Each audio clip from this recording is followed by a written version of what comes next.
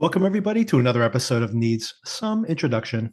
In today's episode, we'll be discussing the second episode of Mobland, an episode called, I just looked it up. Oh, Jigsaw puzzle, something like that. I believe you are correct. Jigsaw puzzle. Yes. Oh, man, I just realized. I was about to say, I don't know what this means. I just realized what it meant. And Jigsaw puzzle, this episode, also directed by Guy Ritchie, by the way. Mhm. And I believe this is the last episode he directs. He may direct towards the end of the season, but the next few episodes will definitely not be directed by Guy Ritchie. Before, or I should say, we'll kick off the episode with that.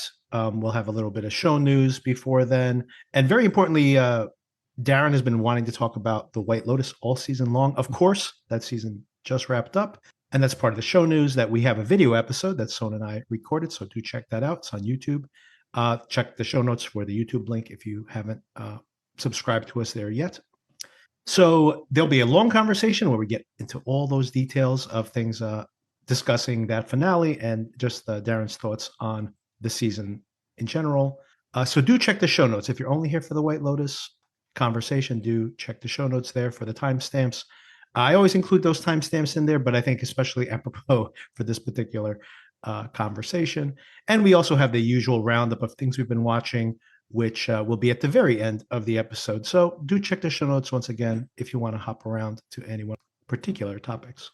Finally, I get the chance to talk about White Lotus. finally been reining you in, and now you finally get to talk about it. A little bit of show news. One is that Your Friends and Neighbors is beginning this week. That's going to be our next week-to-week watch, starting this Friday. And I wanted to announce, I just saw this in the headlines today. Apple TV has a promo doing a big push trying to get this John Hamm show to be a hit. The studio is doing very well for them as well. So they're coming off of this huge hit of Severance, at one point, the biggest show in the world, ratings-wise, for a week or two there before the White Lotus really caught fire. Now the studio is doing very well for them, and they're trying to keep this hit streak running for now. And they're cutting their monthly service, their cost, to $2.99 a month for 3 months. And I'll put the link to that coupon in the show notes. I don't know if you can take advantage of that, Darren. If you're currently a subscriber, I try to take advantage of it. I can't because I'm currently paying. I guess if I cancel my subscription and then try to reactivate, it could probably work. But anyway, an option. Yeah, I got a free couple of months from somewhere, so I think that's just run out now. So I am actually giving. Do you have a perfect opportunity to take advantage of this coupon then? And I want to mention this to everybody. The most recent time I had Apple TV free for 6 months. I had no idea about this. I never use my smart TV to stream my Apple. I stream it directly from my phone to the device, just mirror it to the screen normally. But I decided to install the Apple TV on my smart TV just so, I could navigate the menu if I want to. And because it came up as a new device, I got a free 6 months of Apple TV as soon as I activated that. So if you've never installed the Apple TV app, you don't need the device anymore, by the way, just the app on your smart TV. I got 6 free months. So I'm like, hey, take advantage of that. If you haven't done it before, you may very well be sitting on 6 free months of Apple TV. So that's another opportunity for you to check that out. So, of course, if you've been watching Severance and you want to keep watching Apple TV content, speaking of Guy Ritchie, I don't know if you saw the trailer for this, but his new movie's premiering in May on Apple TV. It is The Fountain of Youth. Have you seen this? Oh, I didn't realize that was his. I've seen a couple of posters around, and that's an Apple TV thing. Yeah, they spent a lot of money on this, and I don't think it looks that good, to be honest. But I have Apple TV. I'll definitely be watching. Who's in it? John Krasinski, Mm-hmm. and it's an all-star cast here. I'm pulling it up. Elsa Gonzalez from Baby Driver, Natalie Portman, Stanley Tucci, John Krasinski, Domhnall Gleeson. Oh, wow. Yeah. Carmen Ejogo. A lot of recognizable people here. And some of them from other Guy Ritchie projects. Well, look, his stuff is always interesting to look at, even if it's just the first 15, 20 minutes to see what kind of style he's going for. Exactly. I got to say, I mean, the King Arthur movie, terrible. But I want to see the movie that they fast forwarded through in the first 8 minutes of that film. That's the movie I wanted to see. I don't think I caught that. Just watch the first 10, 15 minutes. They basically yada yada up to the present day, past the original mythology of Arthur. And they must have spent $100 million on the special effects for that opening sequence. I'm like, I want to see that movie. Can I see that one? No, no, unfortunately not. He's so interesting anyway, even if it's Yeah, something that you just like, yeah, whatever.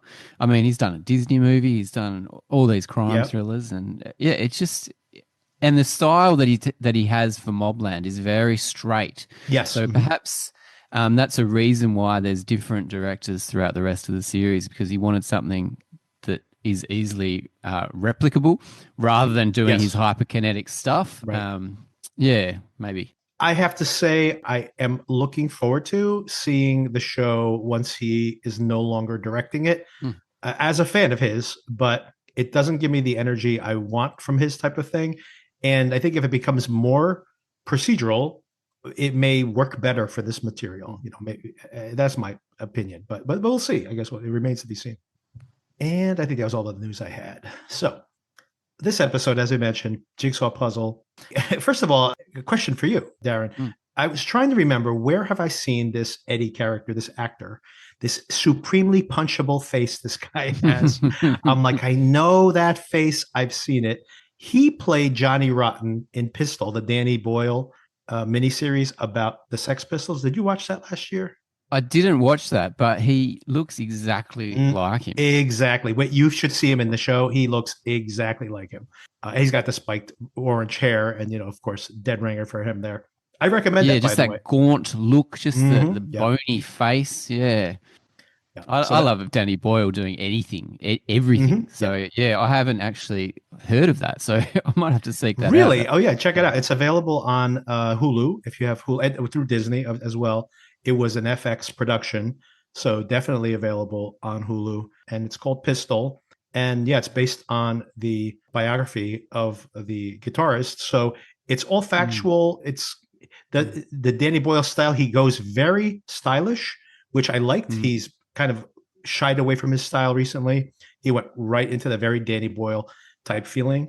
A lot of fun to watch. And as a fan of music in general and music history specifically, I always enjoy seeing these bios. I love the energy of the punk movement at that time. It feels a little artificial, but they all do. but it worked for me. I recommend it. And such an iconic band, an iconic moment Yeah. in time. Yeah, that sounds really interesting. Yeah, I love to see like him.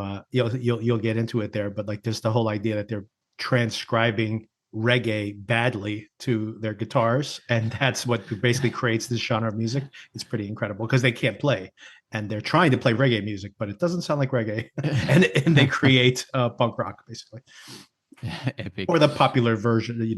Punk is a lot of things, but when you think punk rock, that is the sound you imagine. Mm. So, what did you think about this episode overall compared to episode one? Did you have general feelings before we start breaking it down?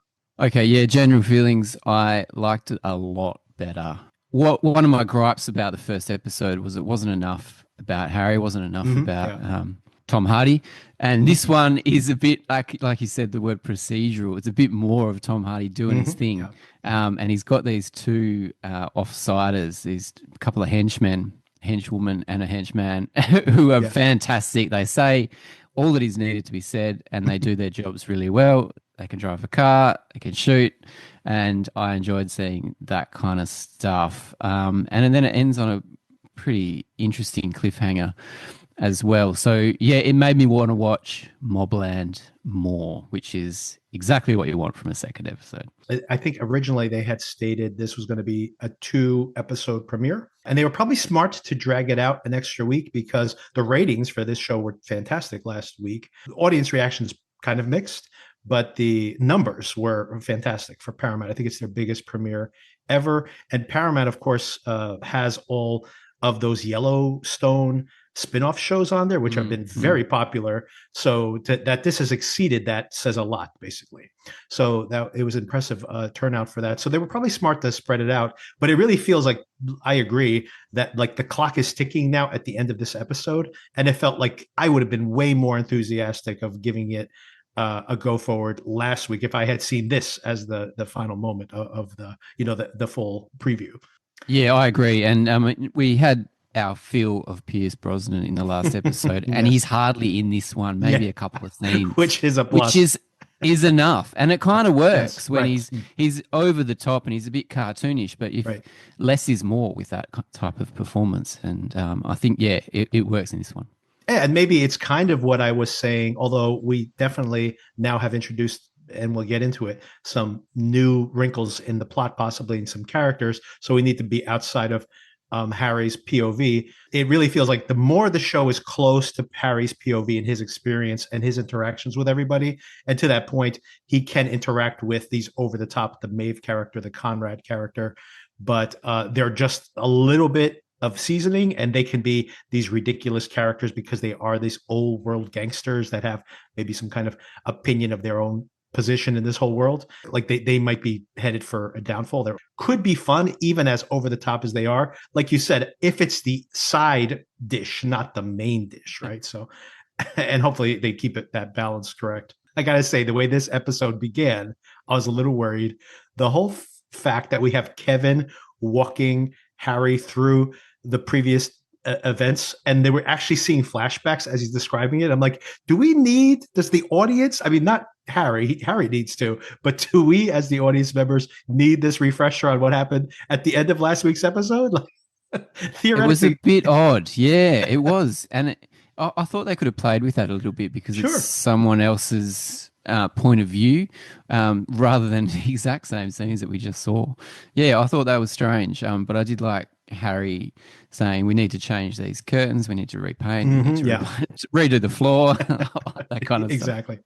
Yeah, and that's what's funny about it is that if they had replayed it and it was new footage, like Harry is doing like Poker Face or Columbo or something, like in his head thinking of all the things that need to get fixed as he's hearing the details, because he's only thinking about like where would the bullet end up, where would this happen, like if we saw that. But we don't see that. We see the exact same footage as last week, and Harry wasn't there. So I'm like, why are we replaying last week's episode? It was really, really strange. But I agree that I loved seeing him just totally matter-of-factly being like, here's where he's got the infrared light. He's like, here's where the blood spatter is.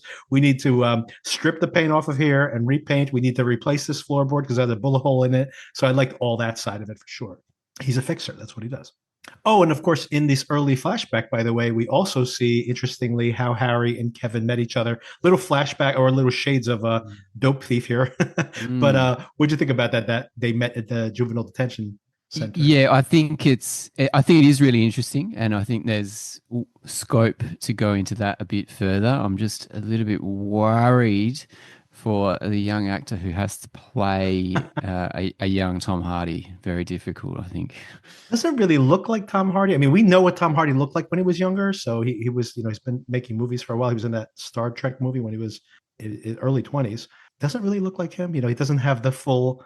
I mean, back then he didn't have the full potato head, the handsome potato head that you described last week. But it took me a beat. It took me a beat to actually realize that's who he's supposed to be. That was him. Yeah, yes, which it shouldn't be that difficult. Agreed. Yeah, I had the same experience where I'm like, who is this? And then I understood what they were trying to do. So in the plot, Richie ambushes Kevin after this meeting earlier in the episode, and basically says that he needs to present his son, find him, and show him to him within the hour. Gives him 1 hour. So another ticking clock here in the particular episode. And they start to, Kevin and his wife start to pressure Eddie, but really barely. Like, what do you think about what is going on here? How they treat this guy with kid gloves, even in this circumstance? Like, what is going on with their relationship with their son? Yeah, and we learn a bit more about the wife and mother of in this episode too. So there's something going on. There's very disparate threads in this family, and they really just let him do almost whatever he wants to do. And we see later with his grandma. Yeah, it's crazy. That relationship is nuts. Very interesting that he still likes to cuddle with his grandma and to share drugs with her as well. Yeah, that bosom is good for multiple things apparently. So I'm not quite sure about the father and the mother dynamic and the it's there's definitely scope to go into that a bit further. And the mum is also having an affair, or Yeah.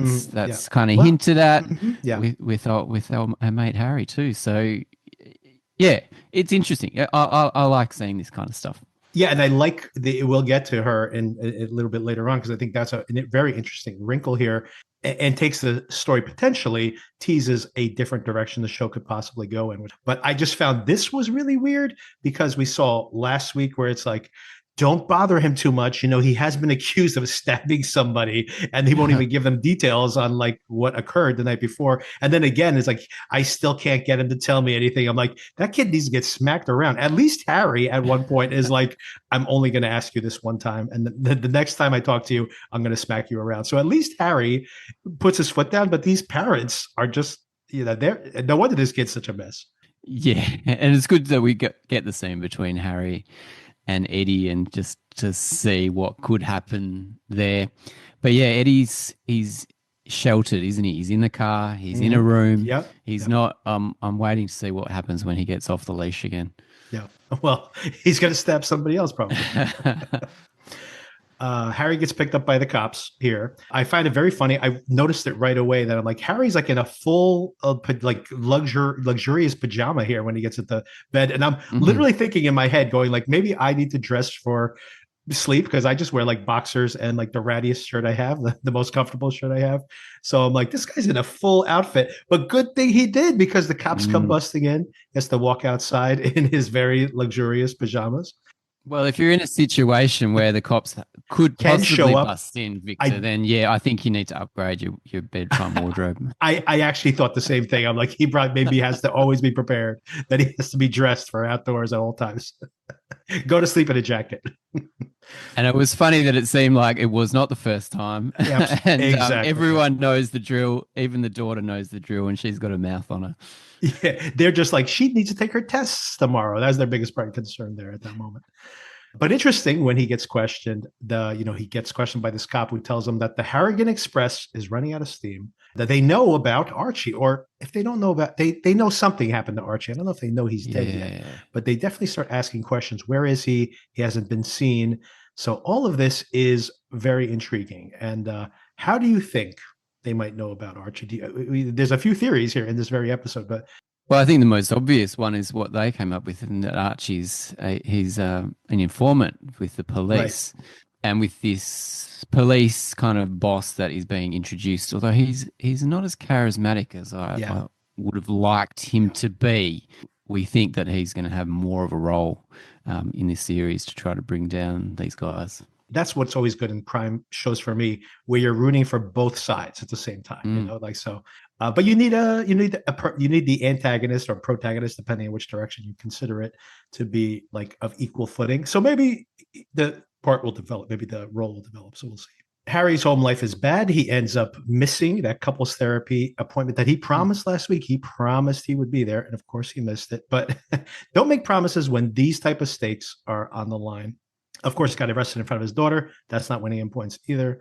And of course, by the very end of the episode, his wife has told him that she's contacted a lawyer. So she's starting to proceed with a possible divorce. But Harry's been really busy. He's got the cleanup of Archie's body. He's been brought in by the cops, of course. He's coordinating Zosha, this driver, and the other bodyguard, getting Eddie out to the grandparents' house. What did you think of this driving sequence, by the way, where they try to lose them and they're driving through the countryside? By the way, very cool. These car chases or these shootouts at these country estates is very Guy Ritchie as well. Yeah, very cinematic. I loved it. And I loved the way that she reversed up and then she would reverse out of the situation. I like the fact that you know how armed everybody is and you know the stakes. And the fact that Eddie's pretty cool in the back of the car. He's not too fussed, even though people are shooting around him and at him. Very cool scene. Very Guy Ritchie. I enjoyed it a lot. Do you think he's just a little clueless though? Because I mean, I don't know if he's like been tested under fire, or if it's just like he's a bit of a numbskull here when it comes to the amount of danger he's actually in. It's interesting, isn't it? I wonder. I mean, he comes across as very cool, and Yeah. very like this has happened before. But maybe it's funnier if he is just a bit clueless. I just feel like he's so coddled in so many ways that I don't think he's had to deal with any kind of tough stuff. And he probably just, is just going to go and cry to his granny in the end anyway. It's yeah. I mean, we've only seen him out and about once where he stabbed the guy, so it's it's very. I don't know how a person like this interacts with the world. He dresses like a old school gangster with the shoes and the fur around his jacket. Yeah, it's true. Yeah. Yeah, he's in his own little world. He's been watching too many Guy Ritchie movies. He really has. Conrad meets with Henry, like you mentioned, at the grounds after this whole thing happens. He also starts talking to him about Archie. That's their primary conversation, actually, surprisingly, even given everything else that's going on. And he tells him, well, maybe he was not working with the other gangs. Maybe he was potentially an informant for the police. And Conrad doesn't even believe this. He's saying, well, a man will betray you for money. That's fair play. But that he was a grass. What is that? Is that a snake in the grass? I'm thinking maybe. I don't. I think he just made up all these terms. I've never heard that before in my life, so maybe it's a British term. I'm not sure. Have you heard that? Yeah, no, yeah, I have heard it. Yep, Oh, yep. okay, okay. That for me, not familiar with that term. So, is it snake in the grass? Is that where that comes from? Not quite sure. Maybe it's rhyming slang or something. I don't know. They don't quite believe it either. Honestly, I don't quite believe it either. Archie seemed really shocked by what happened last week.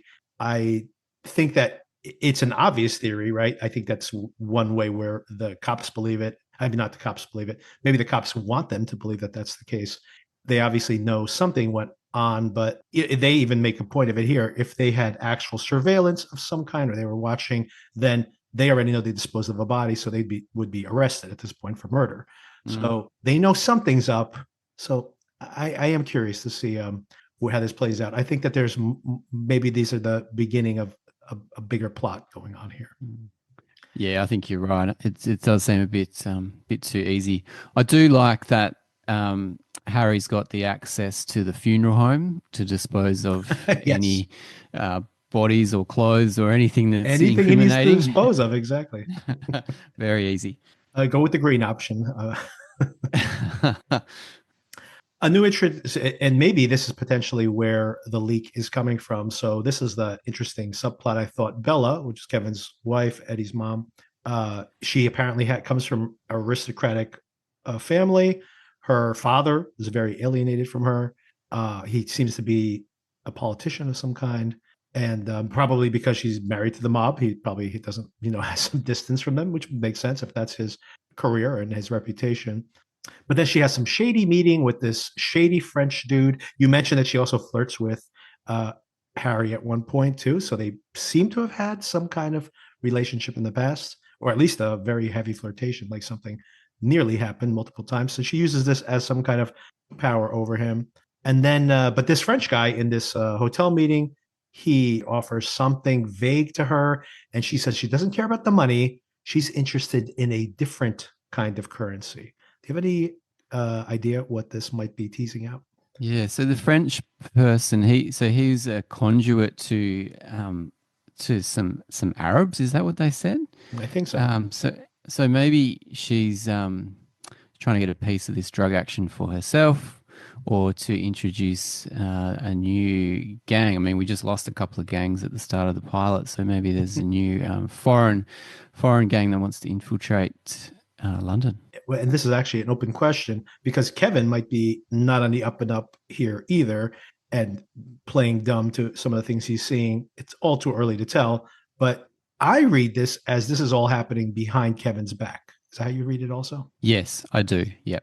So she's got some other agenda, which I'm very curious about. And I don't think it's just to protect Eddie. She seems to be, when she's talking about how he's still not getting out of bed, whatever, I think she seems to be playing those scenes like that is legitimately her reaction. But she does have some other agenda here, of course. That I And actually she seems to be on her own as well. yeah, yeah, true. Yeah. I felt that she might be potentially a leak as well. That she might be leaking some of this information of what happened the night before, for example, in ways that don't directly implicate her or cause too much commotion in the short term as part of this angle she's trying to work. But I'm sure that they're just planting seeds here. Obviously, putting this scene so early in the season it's not supposed to be some kind of twist. I assume we'll discover what her plot is over time.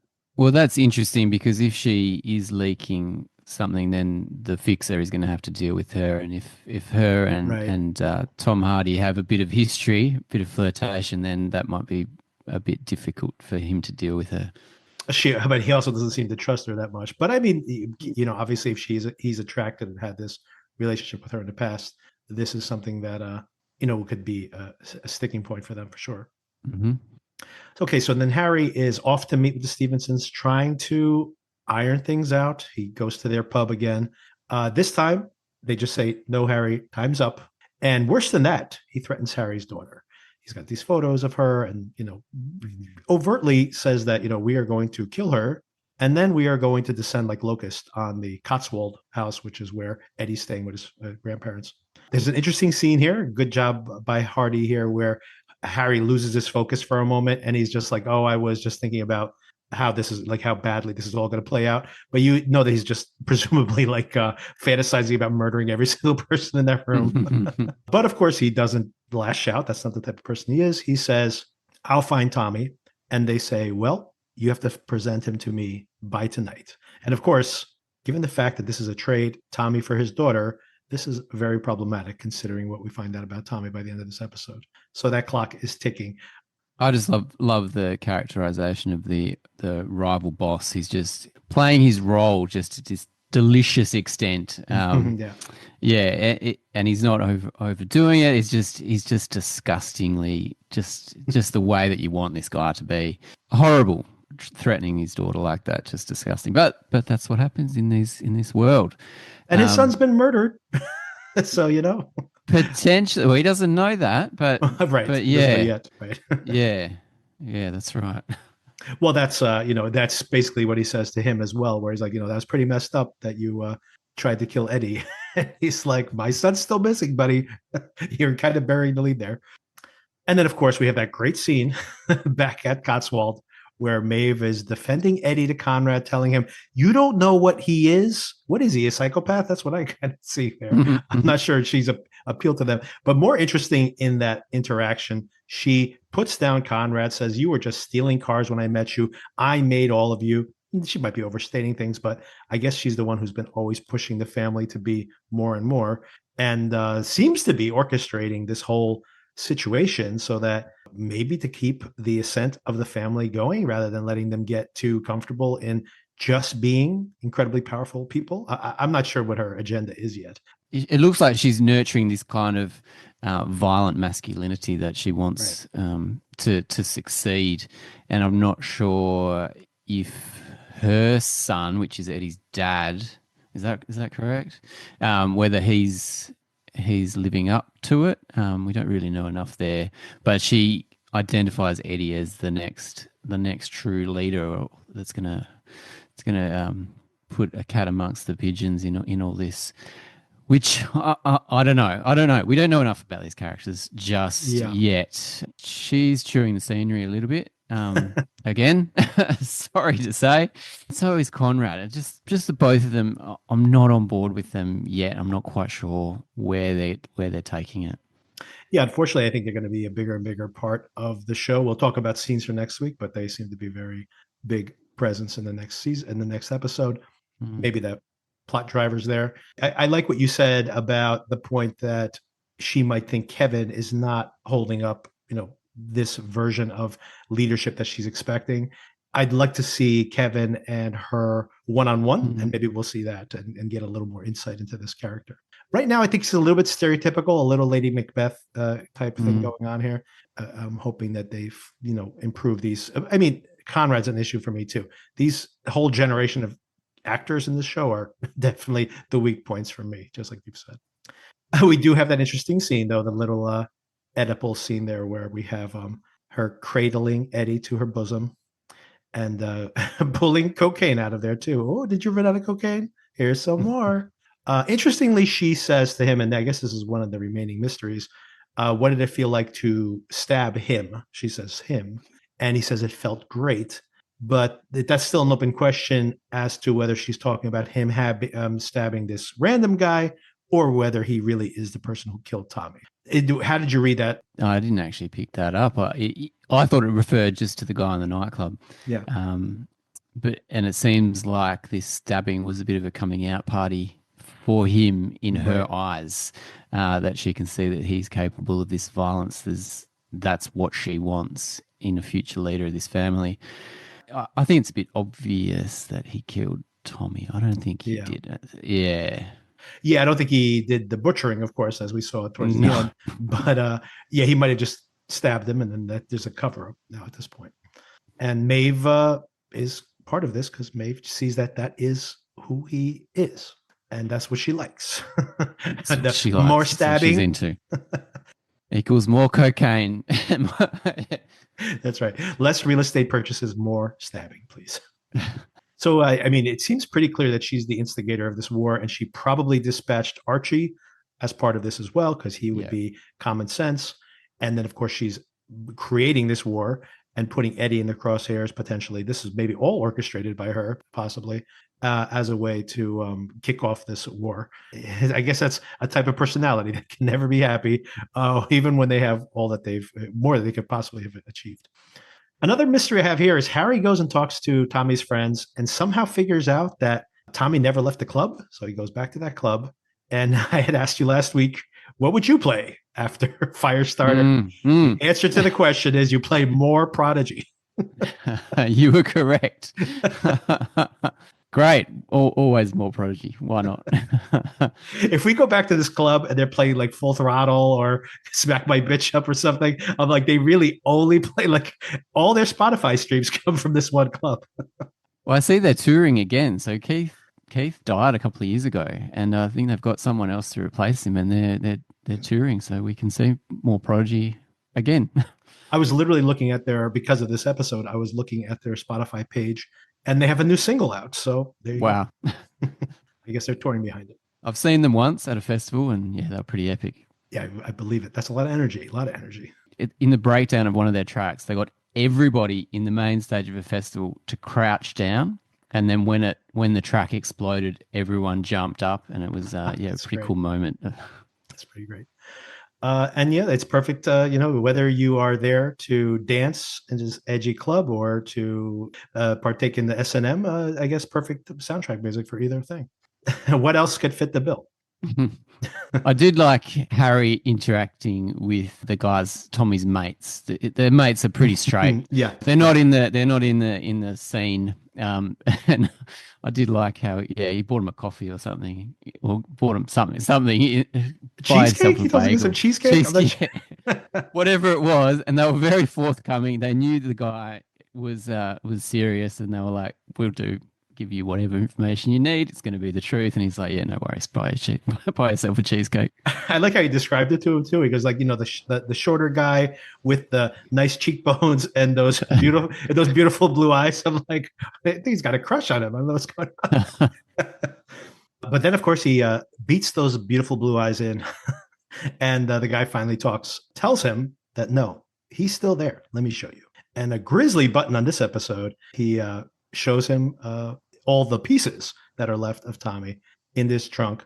He's like, how long did it take you to do this? He goes, 3 hours. My dad's a butcher. Damn. And we found out that Tommy also apparently has a lot of junk, and it's in the trunk. Very Guy Ritchie. R.I.P. to Tommy gun. He died so young. He barely got to use it. But this was a grisly sequence here, but at the end here. Super grisly. Now, there was a scene in the first episode where Tommy was outside after the stabbing with Eddie. Mm-hmm. And they had a bit of a conversation, and I'm not sure if we saw them part ways. I can't remember. So they head off together. Has happened. Yeah, I rewatched they head off together. Yes, exactly. I rewatched that at the end of the episode, actually, right afterwards. I rewound to it because felt like it couldn't. It's like it just felt too obvious to me that Eddie had actually killed him. And you see them that he meets up with him. He seems like really happy to see him. And I'm like, are they friends? And they're just not allowed to be friends in public. But then their conversation seems to be like they really don't know each other very well. And he's like, come with me. And he kind of puts his arm around them and they walk around the outside of the club. Presumably, this is when he dies. So, I mean, if Eddie didn't kill him, Eddie knows what happened to him. He's just not saying anything. Okay, so that's the big mystery, and that's the missing half an hour before Tommy goes back to the club, or parts of him go back to the club. That's right. Most of his parts, anyway. Oh, another random scene I forgot to mention, but just to bring it up because it's pretty funny. There's this brother that I honestly thought we weren't even going to see again. Like he was just randomly extra family members last week, but apparently we see him immediately. He's kind of the Fredo Corleone here of the idiotic younger brother, apparently. And he's got some new deal and he's trying to get his sister on board with it, his half sister, and blows it. First of all, she makes it clear that this guy's a moron and screws up everything he touches. And the best thing he could do is just take the money and go on vacation for a long period of time and don't talk to dad. Don't piss him off. And of course, the second mistake he makes is tell her that she's quite fit, which he thought was first annoying that there was a quite qualifier. And second of all, that he shouldn't be calling her fit at all, considering their siblings. Shades of White Lotus, I guess, there too. But I guess both good points. Yes, exactly. But there's definitely going to be more intrigue here with the family members. Yeah, not enough. I feel like we should have met them in the first episode. Maybe we did. I completely we only meet them. Yeah, we only meet them when they're all. They basically he shoots the Archie in front of them. That's it. That's all that happened. Shades of Succession. Yes. Yes. Yeah, which they could lean into a bit because that's all very familiar to people, and it's always interesting. The Fredo, like I described him as Fredo. He's not right. Not quite. He definitely, yeah. You could just tell right away. This guy's just got a new plan every week, and everybody's just like, okay. And we'll talk about it later. And this female character, she seems cool. Like, yeah. So she seems like she's got her head screwed on correctly, and she can be ruthless if she needs to be. So yeah, more of her, please. And of course, you can tell that her arrival bothers some of the people there because she obviously is coming from an illegitimate relationship, I would assume. Oh yeah, okay. So yeah, so where's her? Her mom, right? So they have. How does she? Yeah, that's right. How does she fit in? That'll be interesting. Yeah, exactly. So we'll know more, sure. All right, next week's episode, Plan B. Here's scenes for next week. If you didn't watch them, you can skip ahead. But what do we see here? Richie is coming for all of them. He gets a call. This is Harry receiving the call that Richie's coming for all of them. Kevin is pistol whipping his son, saying, "Congratulations, you just started a war. More pistol whipping of this moron, please. Thank you." The bar owner Butcher is beat up really badly. I think he might have a missing eye, actually, as how beat up as he is. He has told them something, and Harry puts a gun to his head with his colleagues around him and says, "Tell them what you told me." So there's some other shoe to drop about the happenings of that night. I assume that it's not Eddie, and this might diffuse the war. I think that's might be what happened. But of course, the plan B here in the title is that Conrad and Maeve are sitting in a sauna together, and Conrad says that the quickest way to resolve this is to kill all the Stevensons and their entire inner circle, to which Maeve says, "Make us a hit list." And that's next week. So a lot of action next week, by the way, based on that preview.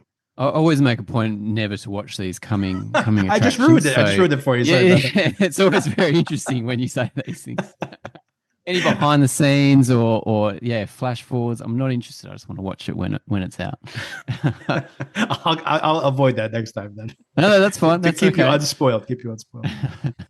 Yeah, overall, I like this. And more than I liked this, I don't know if I liked it significantly better or thought it was quality-wise significantly better than episode 1. I do like what it sets up for the season more than what I saw in season 1, which felt episode 1, I should say, which felt pretty generic as far as plot-wise. There's some intriguing things happening here by the end of just episode 2 here. Yeah, I agree. I'm in. Still, not tentatively. I'm in. Let's see what happens. All right. So Darren mentioned to me last week that he really wanted to talk about White Lotus, and what better time to talk about the White Lotus since it just wrapped up this week. And we had a video episode, by the way, if anyone hasn't caught up on that. We got a lot of feedback already on YouTube. People were excited to see us put that episode up.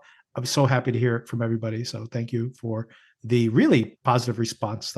Sona was surprised at how polite everybody was, because we do get some negative feedback mixed in there. Usually we got some very positive feedback and really appreciated it.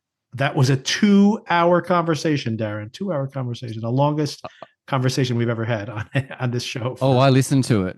Oh, you did? Okay, great. I did. I watched it, listened to it. Amazing. Great. Thanks Terrific. so much for providing those video episodes. It's really a good change to see you guys' faces.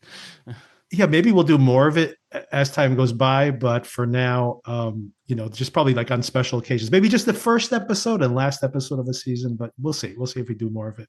If it's popular, we'll probably do more of it. Like I just said, we spoke for 2 hours about this. I'm not sure I have that much more to add. So, but I very interested in hearing your feedback. I have some questions for you specifically in your reaction to it, that you had mentioned to me that this was the show this year and maybe longer, maybe in the last half year or so, that has resonated with you the most. And I was very curious about that. So tell me your experience of watching it, probably watching it with your wife, I would assume. I watched it with my wife as well, something that I don't always get to do. So that was a pleasure in and of itself. Well, first of all, I don't have too much to add to your epic conversation, especially deep diving into all the themes. But as a casual viewer, whereas I didn't have to analyze the themes and track the characters all throughout the series, I loved this season. I think it's the best season of the White Lotus so far. It was also fantastic to be able to watch it with my wife. We weren't watching separately or at different speeds or catching up on old seasons. We're pretty much together on this TV show, which is it's really good for our marriage, I think. Yes. And also, I think the fact that I've been to Thailand, my wife's been to Thailand on numerous occasions, meant we had a real affinity with the venue. It's not too far away from Australia, so and it also features a few Australians in the show, one on staff.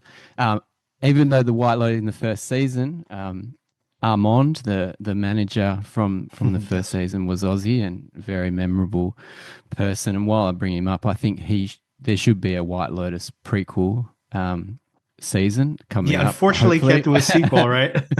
With him in it, spoiler alert. Right. Because I just think he was just so fantastic, and really want to see him again. You guys were very earlier on in your recaps. You didn't like Patrick Schwarzenegger's character. Yeah. And I'd seen this guy before in the Staircase TV show, and he was really good and very likable in it. And I just thought that he would bring something. And I thought you guys were off base earlier on, where you didn't like the character, didn't think he could change. I was like, nah, this guy's cool. He's going to bring it. And he did come almost full circle around, but he was very interesting throughout. He wasn't just the one note character. As you heard in that conversation, it was a full reversal for Sona. By the end of the show, that was like nearly her favorite character, which I never came fully around on that, but I did appreciate that there was a lot of intentionality in making him so utterly one-dimensional and boring, to be honest, early on, but intentionally so. And he gave a really strong performance. And I did want to shout that out, that I found him so bland at the start, because I saw him, and maybe you've seen this, Darren. Have you ever seen a low-budget horror movie called Daniel is Real? No, I haven't. Elijah Woods produced a lot of these low-budget horror movies, some pretty interesting ones. One of the ones he made, maybe 5 or 6 years ago at this point, was a movie called Daniel is Real. And it's about this guy who's like a college student, and he starts to believe that there's this demon who's played by Schwarzenegger, and that he is basically like the devil on his shoulder. And then the question is he real, or is this all in the kid's head? The more ambiguous that movie is, the first half of that movie is excellent. And then it doesn't quite work at the end. But I thought Schwarzenegger is so charismatic in that. So I kind of had high expectations that he'd be able to pull off this role. Anyway, so I brought that to I think I brought that with me to this. That's why I was a little bit off on it. But I absolutely agree that it was all intentional. And he did a great job by the end, for sure. And just the fact, I mean, I didn't have to analyze the show, so I could just let everything wash over me. And I was just blown away by people thinking the first four or five or so episodes, Yeah. nothing happened. I thought that was brilliant. Nothing happened, but so much was happening. The Right. writing of Right. the show was so enjoyable. I just loved all these disparate characters, where the only thing they have in common is that they stay at this fancy hotel. Um, it's just stunning. And I agree with you. The three women, um, I probably was not too involved with them at the start, but just Right. further on, and that their climax really at the end with the Carrie Coon character, who I think Yeah. maybe is the MVP of this Right. series. I agree. And just the way that she comes to her realization, I really resonated with that, Yeah. um, and and that almost brought me to tears. And I think Same. that was maybe the real, even though the gut punch at the end with Rick and Chelsea, I mean, it was also very very Yeah. emotional, and even the poor old kid almost dying as well. Or Yeah. we thought he was gone. We thought he was dead.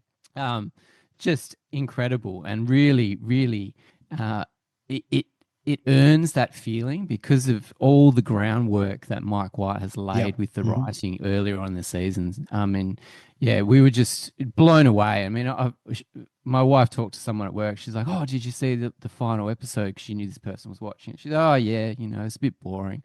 She's just Yeah. like, "I'm not your friend anymore. I can't be friends if you think this is boring." So, but anyway, um, what else did I enjoy? Sam Rockwell Oh dancing yeah. again. He Great. dances in 99% of the film and TV that he's in. He's just so good. I love seeing Scott Glenn, even though he is a very old man Yeah. now. I know. I just keep thinking back to him in Silence of the Lambs. Same. Just brilliant, and also The Right Stuff, which is Yeah. one of my favorite films. Yeah. Yeah, Same. Yeah. so good to see him again. Um, what I was really surprised about was Guy Talk. hmm I was just so upset with him throughout the whole season. I just thought he's just choosing the weak way. He's not stepping up. He's not doing his job. And then finally he does his job and he gets the girl He and he does. gets the job. Um, and just even though it's heartbreaking that he goes against his values, I still think he's got a hard job in front of him. I was looking up Sritala's wristwatch that she wears. It's Yeah. worth like $350,000. Exactly. So, I mean, hopefully he's got a friend that he can help protect her because, I mean, I don't know how he's going to go. I should have prefaced all this with spoilers for this episode, of course. But I'm assuming anybody at this point is not going to be. They're on board with the spoilers, I'm sure. But I just want to call that out again because most of what you said is relatively vague so far. So I want to make sure that people are fully aware of that because we'll probably get into more specific details. With Guy Talk, I'm totally there with you. I felt like he needed to make a decision. And at the same time, I didn't want him to betray like it's one of those things where you want to see some action. You want to see someone take action, right? That's what you're waiting to see. And then, of course, this is a very non-Buddhist, mentality, but which, of course, is much more of his leaning. But yeah, there's definitely irony there in the fact that, killing the guy at the end, pulling the trigger, got him the job, got him the promotion, got him the girl, got him Yeah. everything. Yeah, good on him. Even though I'm not sure how far he's going to go, he Yeah, might that's have true. to have that career change that he's been talking about maybe later on. Or maybe he reveals, like maybe he starts to buy into his Mook's mentality that it's like, hey, look, violence is part of life. It's going to happen one way or the other. Yeah, and in terms of the spirituality, I did really resonate with some of the teachings that the Buddhist leader laid down during the season, especially with imagining your conscious life as a bubble that jumps up from the ocean, and then when you die, you just fall back into this extended consciousness of the ocean. And I really enjoyed that, and I also enjoyed, I think was it in the last episode when he said, when we wake up, we might feel anxious, we might feel terrible, and we do things to try to make us not anxious, but that actually makes us more anxious. Right. when really the teaching is that you have to learn to live with whatever you're feeling. And I thought that that's something that we can take into everyday life. So yeah, I enjoyed that. What else? I'm not a full-on Buddhist, but I am very appreciative of the teachings in general. And I think we collectively need to do more of that, because I look around at and I assume, this is one of the questions I had for you, is culturally here, we're just in a point for me personally, where I just feel so utterly exhausted by the culture. And it is the constant media. It is the constant that our entire economy is attention seeking. So it's just like, whether you're getting telemarketed to, or someone's trying to scam you, or someone is, your kids are watching like infinite TikTok and YouTube shorts and things like that. And it's just like, it just seems like there is 18 things going on at all times, and you can never catch up, and you're always exhausted, and you're always chasing after this next thing. And like the whole idea of just being able to meditate and like turn that all off, which it's utterly exhausting to me. And it just feels that the culture has gotten more and more addicted to it in general. Do you feel the same thing as Australia also? Have you seen this like in your lifetime, that this has become the case? Obviously social media that makes it generically, but what's your feel on that in general with where you live? I'm a father with three kids, so I just feel like I'm always busy. Work Yeah. full time, I'm always busy, always doing things, anxious things to do. Got to keep up with it all. But also, I mean, I'm not super into social media, Right. but I do find myself going down those rabbit holes. But also just news. I love keeping up with the news, and I Mm-hmm. just consume all this news in the morning. And then when I think back, it's like they're all just clickbaity things. There's Yes. nothing really Right. that I get from it. It's just like you're just up on the next level of the circus that's going on, which is valuable or not. It is good to place value in these TV shows, even though you feel like you're Right. wasting your life sitting in front of a box or a screen on the wall. But it does let you have conversations with your partner, have conversations Right. with your workmates. I just wish some of my workmates were more up to date with with the shows that I'm watching. And Um, honestly, the reason I started the podcast and the reason I listen to podcasts is because podcast is like my one. I also like to be informed and know what's happening, but I would much rather listen to Planet Money rather than and get in like a deep dive onto a particular topic where they might mm, be breaking down one part of the US economy, or like what the impact might be on tariffs in just like one segment of the economy, and break it down over multiple days, because I'd rather deeply dive and understand something than to just look at headlines. Because like you mentioned the clickbaity thing, which really resonated with me, because that's the thing that gets exhausting in culture, where I feel like everything is clickbait. It's like to get your attention at work, even it feels like your interactions have become clickbaity. You know what I mean? It's just like, does everything have to be clickbait all the time? And because, like you said, the thing that gets your attention when you're looking at the news headline inevitably ends up being, empty calories. And then you click through and you click through and you click through and you're like, what did I just waste 20 minutes on? Anyway, all that is to say is I like podcasts because it forces you to engage with something over an extended period of time. And I think about how when I want to engage with Severance, for example, I'll listen to a Severance podcast, not just our own one, but others as well, and have people, especially some of the best ones, where they are deeply, talking about the technique of the filmmaking and everything else. And then I think most people are just looking at, the reels or whatever that are coming through, and that's how they engage with the information. These like seconds, these seconds long interactions. The same thing's happening with the White Lotus, of course. And then I know people who are purely like they want to know what happened on the White Lotus, and they have never watched the White Lotus. They're just watching the TikTok or the Instagram reels and stuff about it. And I'm like, that is just so sad. So all that is to say, when you think your brain is rotting in watching this TV show for an hour time, I'm like, you know what? If you're engaging with the material for an hour straight with your spouse or with your coworkers or with someone on a podcast, even, it's like that is for me more satisfying than all of this constant pulling the lever on a slot machine. Just it just gets exhausting over time.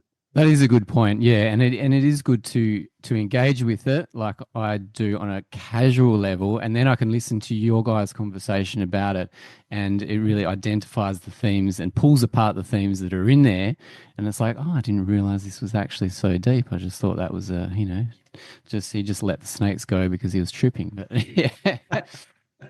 That I mean, that is what was happening, of course, and not only that, I want to be, maybe that isn't a tone that comes on the show at all, or I mean, I guess it comes across as well. I mean, we all know that Mike White is writing these episodes and trying to create he's very aware of what the cultural conversation will be as he's writing these episodes. So he knows that. And that's something that makes him a good Mm. TV writer, that he understands what the audience reaction to something's going to be. So that's an aspect of it. But there are these bigger themes, obviously, in the show. Like you go back to season 2 and you think about sexual politics and you think about that power dynamic that they're exploring there within a relationship, with sex as a commodity, basically across the board in that entire season of the show. Or, of course, in season 1, the whole idea of, the power dynamics and how there's always these power dynamics. And even like the liberal family is maybe the shittiest characters on the whole season of the show. And that's just performative liberalism. But then when you are actually in this dynamic, of course, you accept your privilege and you use it when you can. So there is this, there are things that are being explored there as well. So that's what I like about the show. It's not going to be like a diatribe about these topics, but it allows you to think about those things in the context of this obviously lavishly produced, beautiful people all over the place, funny dialogue, crazy situations. Speaking of crazy situations, we didn't talk about this the whole entire time the show was on the air. This is another thing that obviously, if you listen to our recaps, we had issues with. What is the point of having the incest storyline in the show? I don't know. Is look. There you go.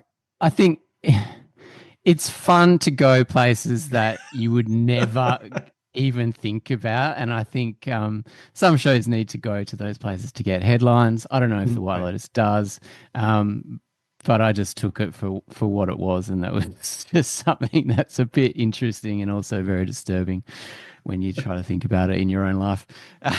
But they kind of dropped it pretty quickly. Or they bring these things up, and then it's all part of a richer tapestry. So it's not just like, oh, that's the incest show, or that's there's plenty of other things to think about. I think, and I think that's the talent of the writing and the fact that you can just enjoy the characters on a surface level, but then you can also go deeper. It's fascinating. It just is so rich to watch. It's such good writing. I mean, that's the one thing I want to be clear about. I'm a huge fan of him, even his films. He has a very cynical point of view. If you see any of his films that he's directed, and I do recommend them, by the way, none of them I give enthusiastic thumbs up to because they are all really depressive by the end, although they're very funny in execution.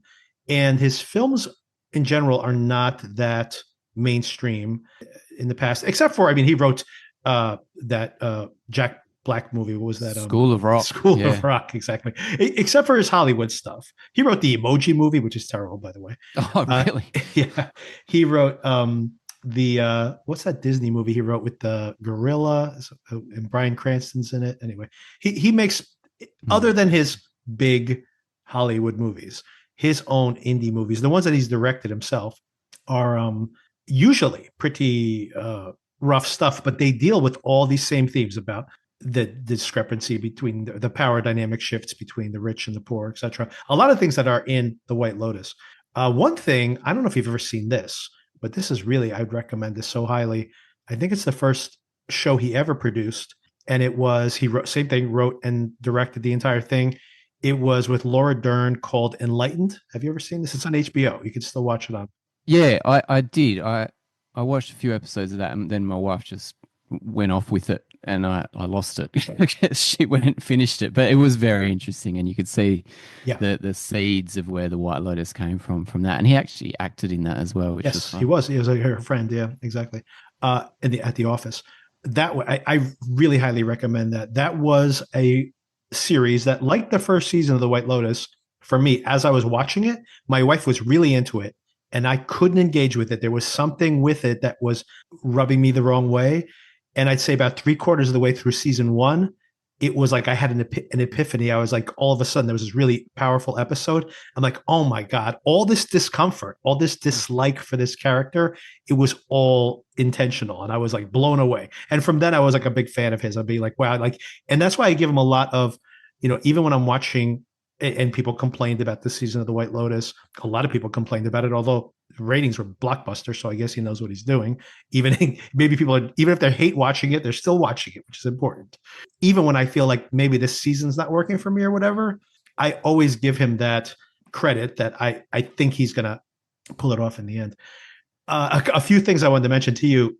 Now that the season's ended, he's been doing a lot of press just the past couple of days, and I've been reading his interviews.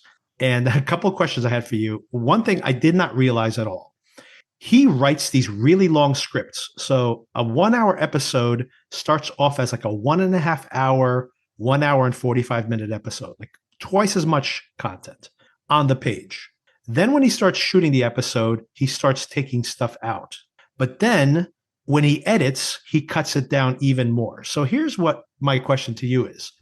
A lot of people complained that a lot of stuff was unresolved. Like there was a lot of teasing that something was going to happen, and then it didn't actually happen. According to Mike White, in the shot season of the show, there are more explicit things that happen that kind of are more definitive. But as he's editing them, he takes them out because he literally said this, he wants to edge the audience. He said, if you're going to get into bed with me, I'm going to edge you. And if you don't like that, then get out of bed. So that's basically his metaphor. It's very disturbing when I think about the brothers together in bed together. But that's basically what he was saying. So the frustration that people think they might feel, it's very intentional. And an example of this, and here's my question to you, whether you'd wanted to see this or not. In the finale was another 15 minutes longer. And one of the things he cut out was that Piper loses her virginity to Zion. Okay. Is that something you would want to see? And by the way, not specifically that thing, but when you think about that, that's how he's writing the episode and then intentionally cutting things out afterwards. What do you think about that?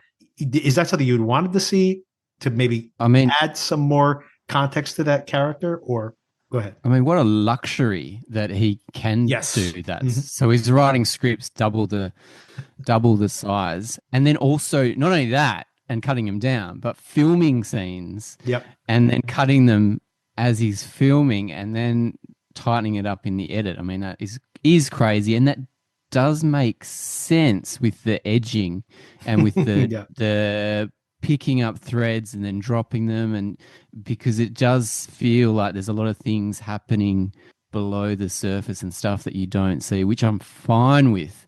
To make the finale longer and to have another sex scene, why not? Bring it on. I'd see that. Those two are pretty attractive people. And geez, Zion, he works pretty fast, doesn't he? He's only there for a couple of days.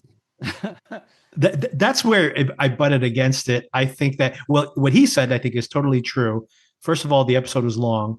And second of all, he mentions like where it is in the script that you go from this, the suspenseful, is Zion and Belinda in danger with the Greg negotiation, and the Ratcliffes are being poisoned by the dad, potentially someone's going to die.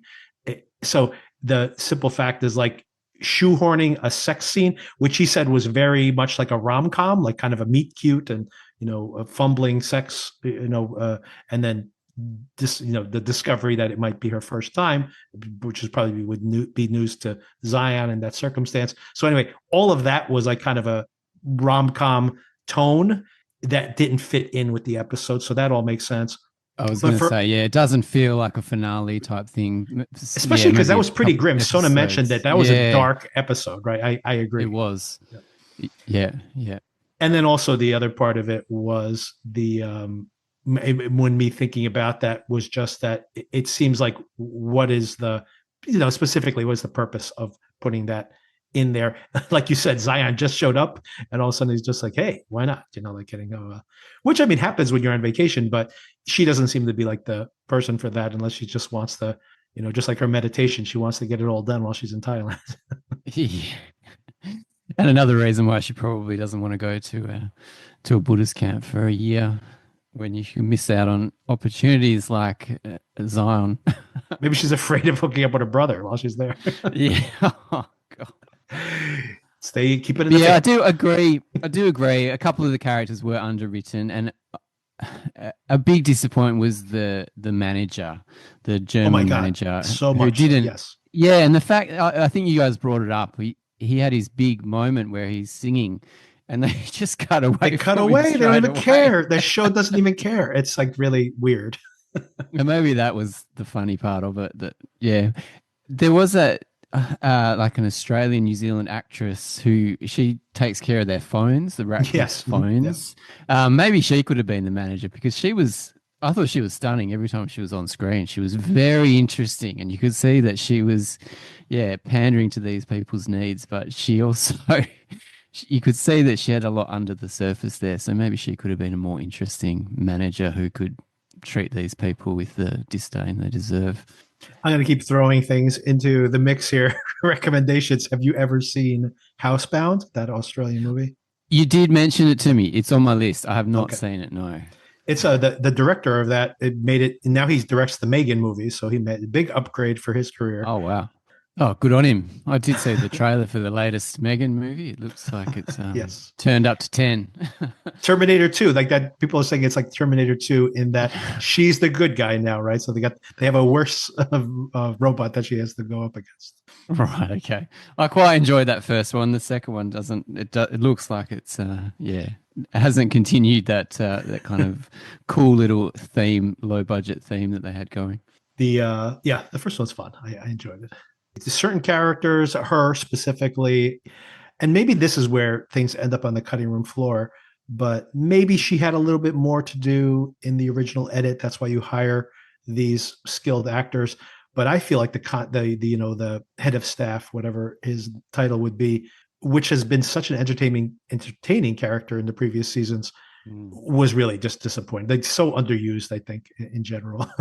And yeah, like that moment that really made me laugh, where at that moment I'm like, this show doesn't care about this character. Where basically the only thing he's been talking about is this performance, and then as soon as he starts performing, they cut to the girls talking at the table. I'm just like, okay, they don't care about this guy. And you know what? They're probably much more interesting than watching his performance. Oh, I'm sure that but that is unfortunately that just they didn't know what to do with that character, basically. So And it makes sense if you're saying that he's writing for 2 hours and cutting to 55 yeah, minutes. That does make sense that things would just fall away. yeah.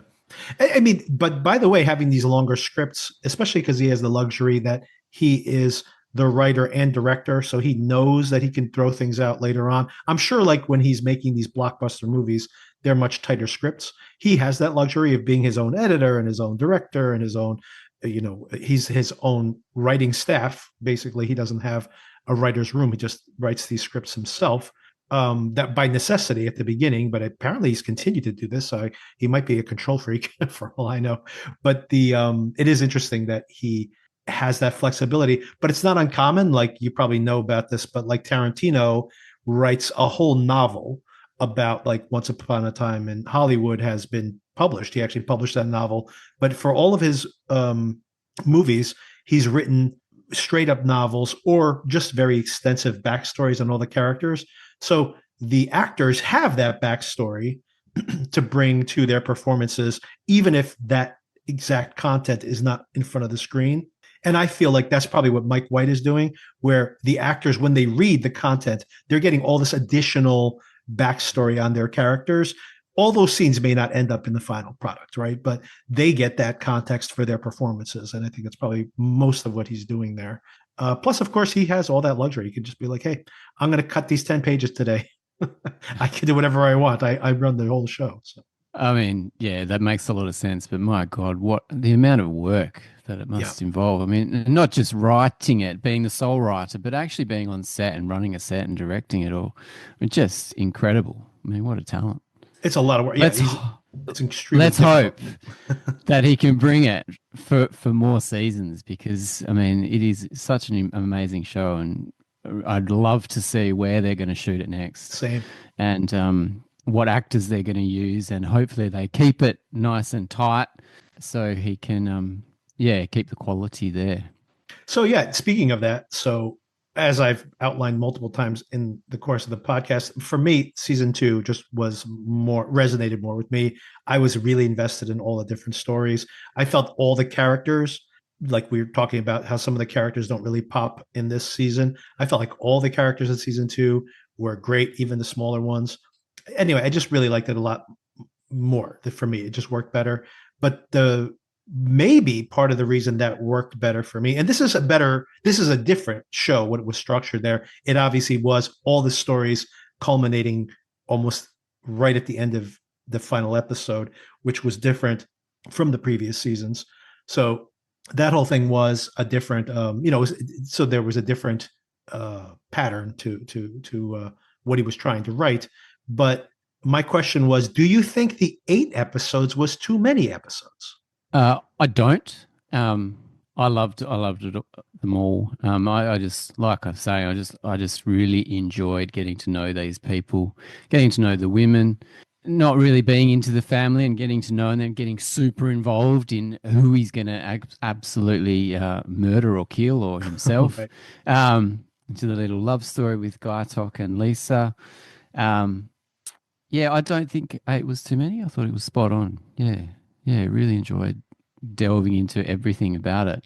Um, Poor old Rick. We haven't talked much about Rick, but Oh geez, man, yeah. he was just incredible. Just love seeing Walton Goggins Yeah. on screen. Without the other couple of things I've seen him in recently is he's in makeup or he's missing a nose in Fallout, and he's Fallout. Baby Billy in Righteous Gemstones. It's Yeah, a bit exactly. different, so it's good to see him um, as someone that seems similar to his own character, which I thought brought a lot of depth to it. And a great love story with Chelsea. It really is. And I mean, they were together to the end. I mean, unfortunately, not maybe shorter than everybody expected, but Yeah, I've got a workmate who has a very similar accent to Chelsea, so I go and chat to her all the time now to see. I And now nailed that that she's gone. reveal at the very beginning of the show, by the way, that Oh, you he certainly is your did. father.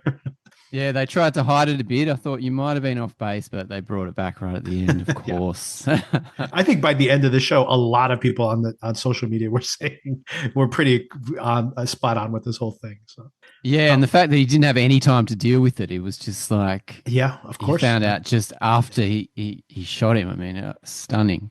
Yeah. Even that is Poor unsatisfying. I mean, and I say this intentionally, that even that is unsatisfying in the way that it really like this.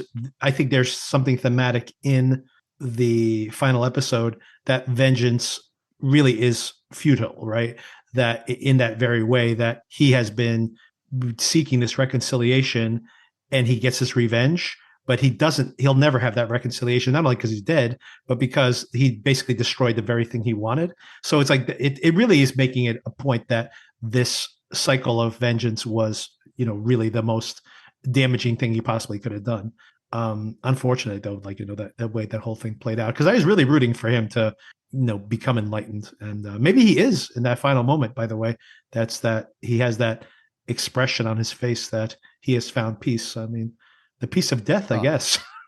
stunning. What a stunning shot as well. Yeah. He's Mhm. looking up and Chelsea's face down. I mean, just devastating. Yeah, really.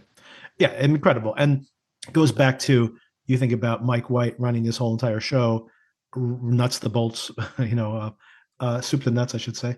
But the whole, think about that. It's like, it's the shot selection of, and so to just think about that final. I think about this when I'm watching something that's really well made, that for him to fall into the water and then flip over so his face will be perfectly framed, which of course that expression we saw in the previous episode. So there's all this mirroring that he's written into the script. and visualize there and making those Mm. shot selections, even the way the bodies are going to fall. Like this is really incredible technique that he has here and control. I got to agree. Yeah, it's stunning, and the fact that he does it all himself and has the confidence to portray it. I mean, it's just a master storyteller. I gotta say, people had issues with the White Lotus. People had issues with this season of Severance as well. Although I think most fans were very satisfied with both. And I gotta say that I maybe this is going to be rough for the rest of the year when you're seeing two shows like this that are running almost in parallel, where everything is so detailed and so thought out because there's a lot of messiness. Like, you really liked, I mean, we both enjoyed the first, I would say I loved the first 3 episodes or so of Day of the Jackal, loved it, right? And Mm, then as that went on, I thought that they were getting sloppier and sloppier with the way they were mm. plotting things out, which, by the way, happens with TV. That's to be expected. But like I said, you watch something like Severance, where there are so many layers to just the visuals, the color selection, and then, of course, something like this show, the White Lotus, as well. And I'm like, man, is the rest of the year going to be like a real disappointment? Because is anybody else going to be on their game like this for the rest of for the rest of the year? I don't know. We might have seen the best made. I mean, I'm not saying they'd be the most entertaining shows of the year, but we might have seen the most well-made shows of the year. They might have already passed us by. Well, look, Victor, we are struggling to find a show to follow through from the beginning to end recently. So That's true. let's hope something can turn the corner and can grab us. I'm not quite sure that Mobland's going to do it. Mobland, yeah, Mobland. Dope Thief is definitely not doing it. I'm out. Oh, you're out. Did you try it this week? I actually thought this week was probably the best episode of the show. Oh, okay. I tried and I just realized I didn't care. Yes, I have to say that I watched it. It hooked me in. A couple of things that I liked about the show, but every episode has been like that with me. Where even with this current episode, which I think was the best one they've had so far, and now I think I'm pot committed. I'm 5 in. I got to watch it to the end. But even then, by the time we got to the end of the episode, I started to be like, I don't know if I really care, like you said, even though there were parts in the episode that pulled me through. And man, I got to feel like that the whole show has been like that. Yeah, I can't recommend that one. Even if I end up liking it in the end, I'll be like, I don't know if I would recommend it to anybody because I'm like, well, yeah, if you got some time to kill, but otherwise, I don't know. Not, yeah, definitely not. The best in class. Oh, a couple of things I wanted to ask you about. Did you check out any of the Bondsmen at all? Oh yeah, the Bondsman. Yeah, I watched the pilot. Yeah, and I thought that was pretty funny. Yeah. Yeah, it is what it is. I'm not quite sure where it's gonna go. But the pilot was hilarious. It was good to see Kevin Bacon do his thing. Yeah. I would say if you like the pilot, and this is just for anybody generally out there, if you like the pilot, then watch it all the way through for 2 reasons. I mean, if you like Supernatural, for example, if you're a big fan of Supernatural, the show Supernatural, then that's basically what you're getting. It's kind of Southern uh, set, supernatural thriller. He's a supernatural bounty hunter. It's like you've seen this show before, even in this basic setup in this locale. It's all going to feel very familiar. But one, Kevin Bacon's fantastic in it. He's like really, you see why he's a star. Like he really makes the show work. Without Kevin Bacon in the show, don't watch it. Mm. Second reason to watch it, the pilot episode is about 35 minutes long. All the other episodes are like 20 minutes long. It's like the length of the rest of the show. The whole next 7 episodes is basically one movie. So if you got 2.5, 3 hours, you're good. You got the whole entire show. Yeah. So if you like Kevin Bacon, if you like those type of supernatural thrillers, if you're not a big fan of any one of those things, there's nothing there that's new. Nothing. It's completely generic. So don't. You're not missing out. But like I said, if you like Supernatural, if you've already seen all 275 episodes of that show and you want some more, yeah, this is only like a 3-hour commitment. So go for it. And his mum's really good. The actress that plays Yes, his mum, she's great. she's great. I'm really seriously starting to doubt your commitment to Sparkle Motion. Oh yeah. Was that Donnie Donnie Darko? Darko, yeah, Donnie Darko. Yeah. Did you watch Dying for Sex? We've watched 3 episodes and it's getting a pass mark. I can't say that I'm fully on board. It's yeah, it's not super fun, No, which I thought a it's show funny about though. It's sex funny though. would be fun. I thought, yeah, Yeah. I agree. The sex is not fun, but I do find it funny. The show is funny. Her friend is excellent. Her best Yeah. friend, and she's already gone through a journey in the first 3 episodes. We've got a friend like that, and she really resonates. I think she's really fantastic. Michelle Williams' character is it's. My wife remarked she's not very likable, No. Yes. which yeah, which is quite interesting to have someone like that. The internal monologue kind of puts me off a little bit. Mhm. But I think the third episode was the better of all of them. But yeah, I don't know. It's just not. I'm not feeling that it's very realistic, even though it is supposedly based on a true story. Yeah. So yeah, I'm not super keen on going back to it just because it's an uneasy watch. Yeah. Yeah, it's not super enjoyable, which it shouldn't. It's obviously not meant to be. Person dying of cancer is pretty rough stuff. Yeah. Yeah, I think I liked it better than you. I've gotten 4 episodes in. It's gotten better as it's gone Mm. along. And the last few episodes I hear are really excellent. So, I mean, unfortunately, I think they also deal with some dark material, of course. So, but yeah, I've heard it's very good. I laughed a lot in this show, even though, yeah, it's very intentionally trying to make you uncomfortable. And yeah, Jenny Slate is fantastic. And I like their. I think I like the chemistry between them. I like the narration, by the way, and I know that's like an acquired taste. I like the narration, which very much I assume is from her own diaries, from the actual person's diaries. So I liked, in general, I think I liked it more than you did, and I will go back to it. I didn't have time to finish it, but I will probably finish it off. I think I only have, and once again, these are, I think it's 8 episodes. They're about half an hour long, so this is like a 4 hour commitment. So I think I'm about 2 hours committed in. I will probably finish it off, especially because if you look at the episode ratings, I think like the first episode has like a 7.5, and the last episode has like a 9. So I'm like, okay, it gets better as it goes along.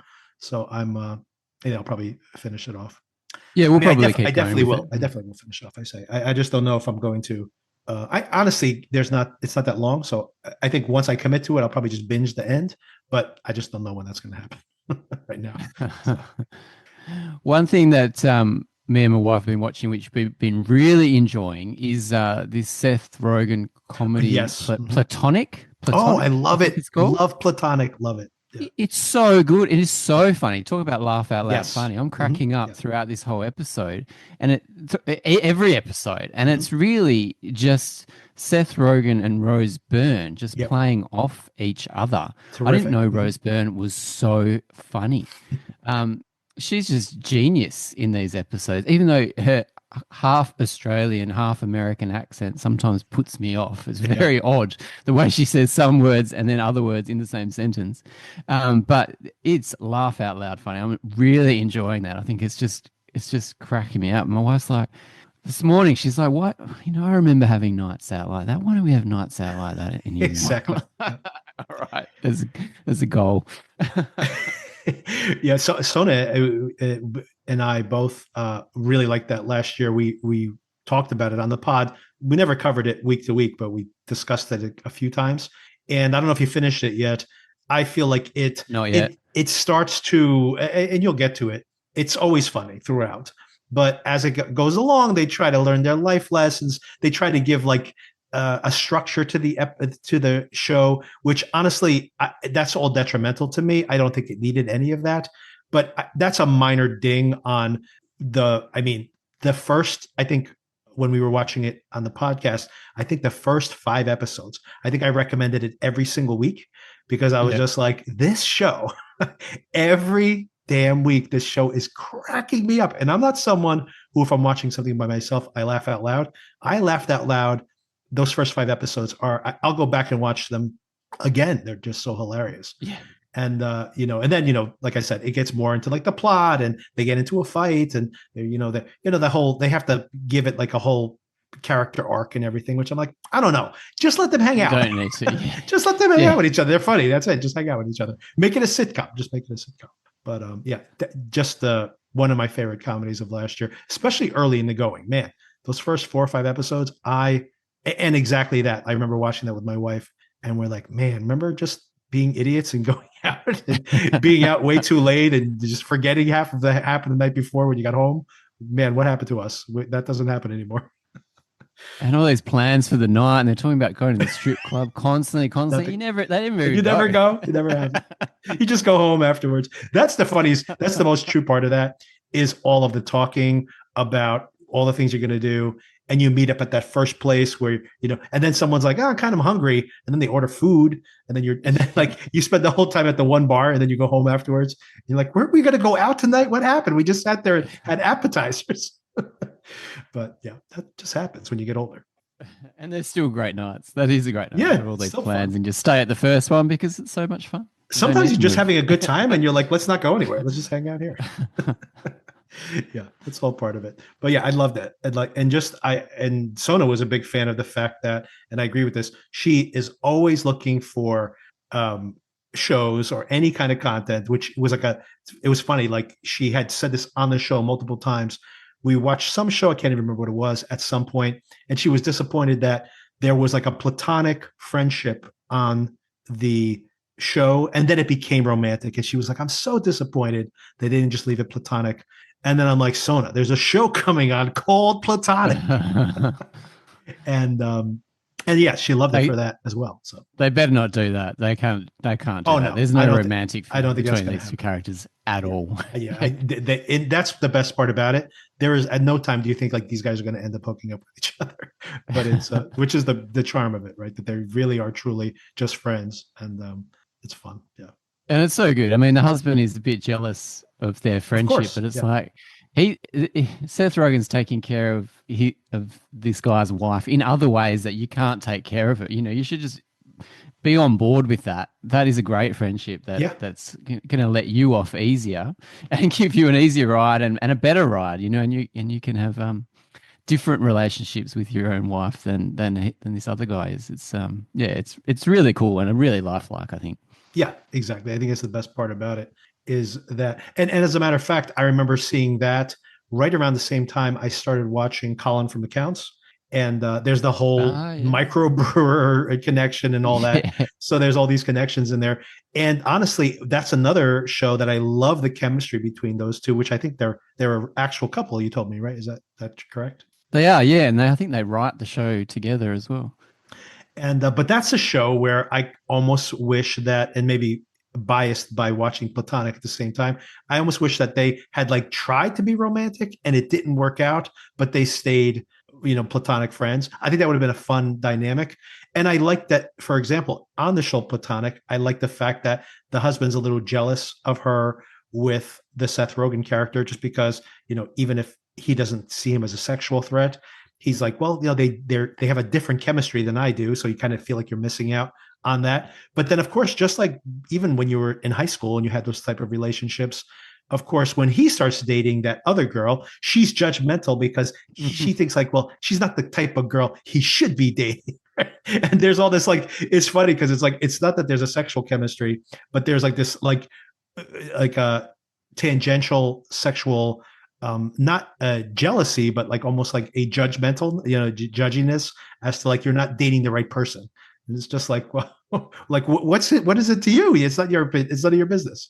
But that does kind of intercede on those relationships, which all of it I think is just very true to life, like a real blast. And that's one of my. I mean, I think I sent you some recommendations when you said that you had just recently started watching Apple TV. Apple TV puts out a lot of content, and it's not all great. As a matter of fact, I'm pretty disappointed with a lot of it that comes along. But that was one of those things that I think not a lot of people watched, and it's so good. It's such a great show. It's so good. Every time I finish a show on Apple, it wants me to watch this thing called Surface. Oh my God. I don't know what it is. Yes. Me and my wife, we have watched, I think, an episode and a half of Surface purely because, like, after Severance, we'll be talking and it'll be playing and we'll just be looking at the screen every once in a while and she'll be like, what is this? And I'm like, oh, it's that show Surface. And then like I think we're like into episode 2. And by the way, I have no idea what's happened. It's just running in the background while we're talking about the show we did just watch. So I don't know. That's how they bump up their own ratings, I guess. Yeah, it just auto plays. You know, Yeah, just auto plays. Exactly. Well, how did this come on? Yeah. Did not choose this at all. Right. Like same thing. I just finished. I just caught up on Dope Thief, and then it tried to play it afterwards. I'm like, what is going on, man? I don't want to watch this show. One last thing that you recommended to me that I should catch up on was The Pit. So yeah. Mm-hmm. I didn't catch up on it. I just went straight to episode 12, which is where something happens in the outside world and they get a whole lot of patients. And that episode was just an incredible bit of television. So good. I didn't need to see the first 11 episodes. Well, I felt like I didn't need to see the first 11 episodes. I didn't understand all the little intricacies about the characters, but I thought it was just so interesting to see the technical management of a hospital in essentially almost a war zone type situation where there's just constant patients coming in and then you have to assess them within 10 seconds and then everybody knows how to do their job. I love seeing shows where everyone does their job really well. It just works for me. I enjoy that, get off on that. And that episode of TV was stunning. So yeah, thanks for that recommendation. Oh, great. Yeah. And I think you will like, now that you kind of know where it's headed, I think you should watch the earlier episodes. There are episodes that it's very procedural. It's like very much just like you're developing their interconnections. You see what their relationships with each other are. You see what their backstory issues are in their own personal lives, but it's all background. But, they're dealing with these cases and I don't want to spoil any of them, but there'll just be an episode where something happens given who the patient happens to be, and man, it will kill you. It's like a knife in the heart, and you're like, oh my god, like it just completely blindsides you because they're just in the middle of their day, and then you have this incredibly like an emotional wallop, and then they just have to keep going on to the next patient. It is really, really good. Yeah, so I would, it's like I mentioned to you earlier. This is like my favorite watch of every week. I can't wait for this, and it's funny because this is something that. I mean, it's such a great week to week thing because it's so intense, but it's not like something I not want to unpack and have a 2-hour conversation about. Just kind of want to watch it, experience it, and then I feel very satisfied in watching it. I don't want to see 5 hours of it in a row; it would be utterly exhausting. So I like happy to have it, but then it's just like I literally in the back of my mind I'll be like, "Ooh, tomorrow, Pitt's coming out! I can't wait for the next episode." So. And that's happening Thursday. So the season finale on Thursday. So I'm very and they've already announced that there's going to be a season 2, of course, as you would expect, considering how popular the show's become. But yeah, I would recommend you go back and even if you want to skip to like episode 3, or it definitely picks up steam as it goes along. So you might want to go to like episode 3, but you might as well just suck it up and start from it. Yeah, I probably should. Yeah, no, it was a fun watch. Really cool. Yeah. And I mean, there's a lot. I mean, there's the intensity of it does not, you're right in the thick of it where you are, but there are some pretty crazy things, pretty exciting things that happen earlier. Although it'll be like one case where like this person is just falling apart, one organ at a time. And everybody, the whole hospital is just like, we got to save this person, and it's like really intense in that way, but nothing like where you were at, where, it is just like every, part of the hospital is completely occupied with this disaster that's occurring. So just relentless. And the fact that it's so technical and, sure. I'm not a medical type person. I don't understand what they're talking about it, but it's still so fascinating. Yeah. Even though a lot of the jargon, it's just great. It's so funny. My wife will not watch it. She used to work in trauma years ago, not that long ago, like 10 years ago now. So she's like says it's all 100% spot on, but she won't watch it because she's just like, it gives me PTSD. But I'll watch it. So sometimes she just walks in and she's like, what are you watching? And it's The Pit. So of course she sits down and, at one point when I was catching up with the show, she watched like 3 episodes in a row. So it's like, you say you don't want to watch it, but then you watch 3 episodes straight through. So, but yeah, I can imagine if that's your day to day, probably not what you want to deal with at home. So, oh God, no, that's tough. They're tough jobs in there for sure. Did you see the most recent episode of The Studio? Did you watch this week's episode? Yeah. I think this is my favorite show of the week Oh, now. As really? soon as it comes out, Okay. I'm watching it. Yeah, it was another good one. Um, so you would have liked it with your love of film noir, I would have I do thought. love film noir. I thought that for me, it was well made. It was fun that they're playing with the genre. For me, this is my least favorite of the four so far. But that's a high bar that they're clearing. They've been, the first three were excellent. This one's just good, in my opinion. Yeah, it's a bit different. I do wonder whether they shot this episode on film. I literally Googled it, but Oh yeah, go on. but I don't think it's shot on film. The reason I don't think it's shot on film, believe it or not, primarily is because they are still shooting these incredibly long takes, Yes. and that's very hard to do with film. And with digital, you can to run as many takes as you want. Doesn't You don't have to worry about that as much. And you also have, I mean, there's a lot of technique. Lighting, setting up. Oh, yeah, it was incredible. There was a bit where it went from outside to Yeah, inside, yeah. and I was like, "Well, if they can do that on film, that's pretty impressive." Right, exactly. Digital is like very forgiving with that, and you can manipulate it after the fact, of course. And with film, it's like you have to light up the inside of the building like it's the outside of the building. It's an Yeah, absolute nightmare. So yeah, I don't think that, and like the costs would be astronomical time wise as well. So yeah, I'm pretty sure they shoot digitally here, and they're making fun of the fact that they're probably not shooting on film at all. Oh, and the last thing, we forgot to mention it last week. We talked about it a few times here on the show. The finale of Reacher. We totally forgot to talk about that oh, one. Reacher, yes. This was very funny. I cracked up at this a couple of times in this episode. Again, it's the show that once you've watched it, you just forget about it. But it's so satisfying. Yep. I literally forgot to bring it up last week. Like you said multiple times that and I couldn't even remember. Like there were two or three times I laughed out loud and I could barely remember it. The one I do absolutely remember is when he turned around the gun and killed that giant guy. And I liked it. Was an exemplar, exemplifies the type of show that this is, where you see them. It's a satire of the show that it actually is at the same time. So you Yes, see him yes. mess with the bullet, and then he turns the gun around, and the guy ends up shooting himself after he's like so sure he has Reacher caught. And then we, who paid attention, know that that's going to happen. But then, because it's the show and a commentary on the show, he has to just tell the guy as he's dying, I turned the bullet around, and he's got to like explain the whole process to this idiot as he dies. So I'm like, yeah, that's the show we're watching. But it was a lot of fun. So It was that's so much fun. all I can basically The say. the my favorite bit was after he killed him in the ocean. Um, Reacher gets out. He's walking on the road, and it's a beautiful like silhouette shot of a night shot of the road. And he turns around, and this Frankenstein guy he comes out of the bushes. He's like, "Of course, he's not dead." These giant guys would be like smashed up by those rocks, by the way. These guys are not like these like lean swimmers. These guys are going to be, yeah, but it's all a fantasy anyway. So Reacher's he's like the Terminator basically. So I did read that Reacher is the number one streaming show out of everything.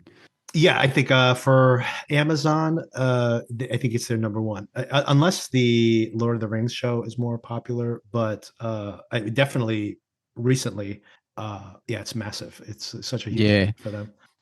I've got Prime with ads, so Yeah. they rinse the ads during this. I haven't really noticed it too much in other shows, but during this Reacher finale, after every big beat, there's a couple of ads. So yeah, Yeah, they're always cramming them in for sure. And I'm sure, especially, it's funny. I think when I was binging some of the episodes, a whole episode would go by with just like one ad or something. mm, But they know they got that massive audience, like when something's like brand new and people are there to stream, and they're just, shoving in all the ads at the same time. One more recommendation I had, I forgot to mention this. I want to at least put it out there because I haven't talked about it at all this year. The box office this year in the US has been absolutely terrible. Even good films have struggled to find an audience.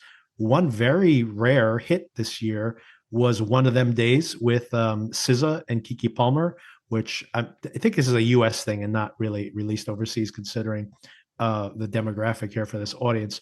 but it's very much like a show like Friday, a film like Friday, something that I grew up with, and all those sequels of Friday. Now they are apparently making yet another sequel to Friday. Ice Cube is, but this is about these two roommates, and they can't pay their rent, and they get into all these shenanigans, and basically they have to pay their rent by the end of the day.